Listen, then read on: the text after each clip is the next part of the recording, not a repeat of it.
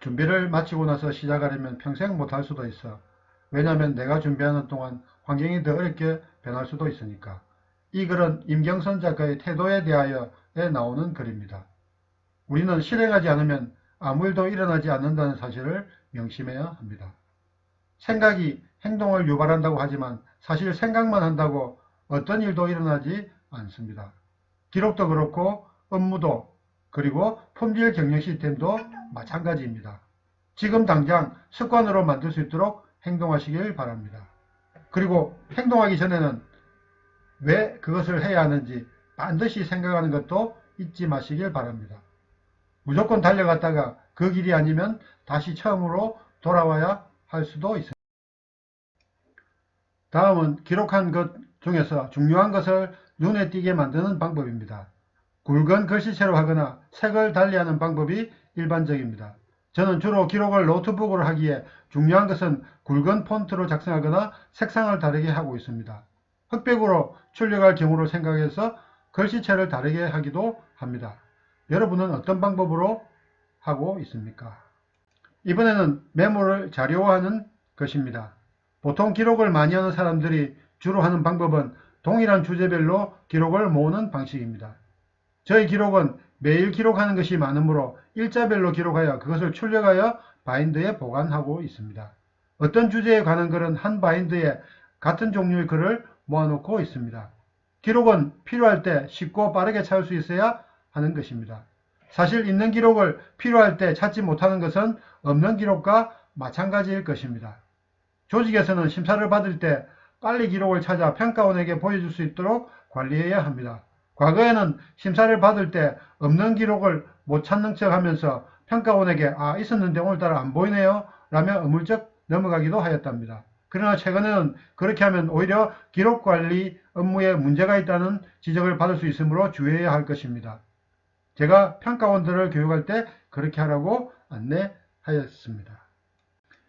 이번에는 저희 개인적인 기록을 바탕으로 기록을 하면 얻을 수 있는 장점에 대해 말씀드리겠습니다. 첫 번째는 가족 화합에 도움이 된다는 것입니다. 퇴직 이후에 가족 간의 화합이 필요하지만 현실은 그렇지 못한 가족들이 많이 있습니다. 기록을 잘하면 그 기록으로 퇴직 이후 생길 수 있는 가족 간의 불화를 해소할 수도 있습니다. 저는 에피소드를 작성하면서 아내와 있었던 에피소드를 통해 아내와 소통의 시간을 가지기도 하였습니다. 두 번째는 노후 보장이 된다는 것입니다. 베이비 붐의 절반 가까이 노후 빈곤으로 고통받을 수 있다는 통계 자료로 판단하면 퇴직 후 빈곤으로 고통받을 수 있는 가능성에서 벗어난다는 것은 대단한 장점이라 할 수 있습니다. 제가 작성한 에피소드와 5권에 해당되는 기록 등으로 다양한 컨텐츠를 만들 수 있습니다. 세 번째는 기록을 통해 인적 교류에 도움이 된다는 것입니다. 은퇴 생활 중에 닥치는 문제점 중에서 제일 고통스러운 것이 바로 외로움이라는 것입니다. 기록을 통해 외로움을 해결할 수 있을 뿐만 아니라 인적 교류에 도움이 될 수 있다는 사실은 기록을 하게 만드는 원동력이 될 것입니다. 기타 장점으로는 기록을 통해 건강에 도움이 되기도 하고 개인적인 보물이 될 수 있습니다. 이에 대한 자세한 이야기는 다음에 이어지겠습니다. 첫 번째 장점인 가족 화합에 대해 말씀드리겠습니다. 가족이라는 존재는 추억이 함께 쌓일수록 정이 점점 깊어진다는 것입니다. 함께하는 시간이 많을수록 공유하는 추억이 쌓이고 그것으로 가족 간의 화합도 생기는 것입니다. 어릴 때 자식들을 위해 열심히 회사에 모든 것을 바치다시피 하면서 애들이 성장하면 나중에 이런 말을 합니다. 아버지가 나한테 해준 게 뭐가 있어요? 라고 말입니다. 오죽하면 우스갯소리에 이런 말이 있을 정도입니다. 냉장고는 우리 집 음식을 상하게 하지 않고 세탁기는 빨래를 해주는데 아빠는 왜 필요하지? 라고 말입니다. 그래서 기록을 하면서 함께 했던 시간을 고체처럼 만들어 놓으면 다음에 그것으로 가족의 화합에 도움이 될 수 있습니다. 가족 간에는 함께 했던 추억의 시간만큼 끈끈한 유대관계를 유지할 수 있습니다. 사진이라는 기록도 있지만 종이에 기록된 것 중심으로 사례를 말씀드리겠습니다.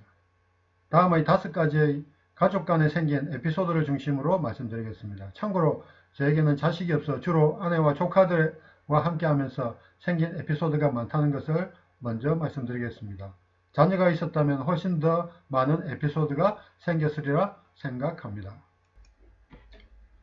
보고 있다고 아는 것이 아니고 알고 있다고 이루어지는 것은 아닙니다.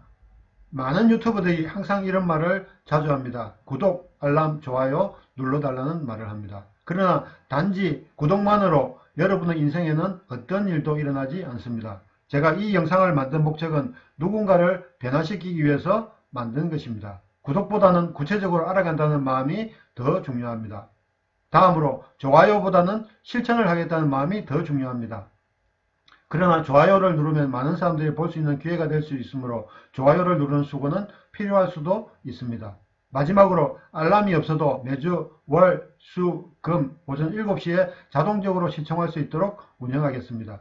저희 채널에 올라간 영상을 시청하시는 여러분의 실천을 기다리겠습니다. 100권의 책을 읽는 것보다 한 권의 책을 읽더라도 실천하는 사람이 성공할 가능성이 더 높다는 사실을 꼭 기억하시길 바랍니다.